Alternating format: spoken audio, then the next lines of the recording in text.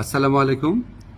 আমি বিভিন্নভাবে জানতে পারলাম যে আমি কেন মিডিয়াতে অনুপস্থিত। এটা নিয়ে সোশ্যাল মিডিয়াতে বিশেষ করে বিভিন্ন জল্পনা কল্পনা হচ্ছে এবং কেউ কেউ এই ধরনের আজগুবি কথাও বলছেন যে আমি নাকি বিদেশে চলে যাচ্ছি। আমি সবাইকে আশ্বস্ত করতে চাই যে এই ধরনের কোনো পরিকল্পনা এমনকি চিন্তাও আমার মাথায় নাই, প্রশ্নই আসে না।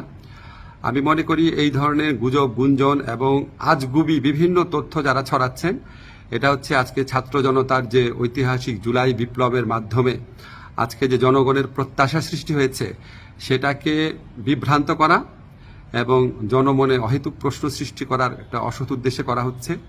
আপনারা কেউ বিভ্রান্ত হবেন না। আমি কয়েকদিন আগেও পত্রিকাতে ইন্টারভিউ দিয়েছি, তবে এটা ঠিক আমি একটু মিডিয়াতে কম আসছি কারণ আমার অনেক কাজ এবং আমার কাছে মনে হয়েছে যদি আমার কার্যক্রমে যদি কোনো অগ্রগতি হয় সেটা আমি জানাবো। অহেতুক এখন তো আমি আর টক শোয়ের মানুষ না, এখন আমাকে কাজ করতে হবে, কাজটাতে বেশি কনসেন্ট্রেট করতে হবে। তো আমার প্রবাসী কল্যাণ মন্ত্রণালয় এবং আইন মন্ত্রণালয় দুই ক্ষেত্রেই কিছু অগ্রগতি হচ্ছে। অল্প কিছুদিনের মধ্যে আপনাদেরকে অগ্রগতিগুলো জানাবো।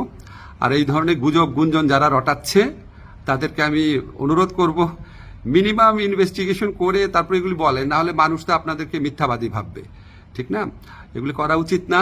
বাংলাদেশকে একটা নতুন বাংলাদেশ গড়ার জন্য, রাষ্ট্র সংস্কার করার জন্য আপনারা বরং পজিটিভলি আমাদেরকে সাজেস্ট করবেন, ভুল হলে বলবেন। একদম সম্পূর্ণ আপনার আজগুবি, একদম অবিশ্বাস্য, অকল্পনীয় তথ্য এগুলি দেওয়া তো কোনো মানে হয় না। এটা এক ধরনের চরিত্র হননও। তো এগুলি করা ঠিক না। আপনারা আশা করি সকল বিভ্রান্তির অবসান ঘটবে আমার বক্তব্যের মধ্যে দিয়ে। সবাই ভালো থাকবেন। ধন্যবাদ সবাইকে।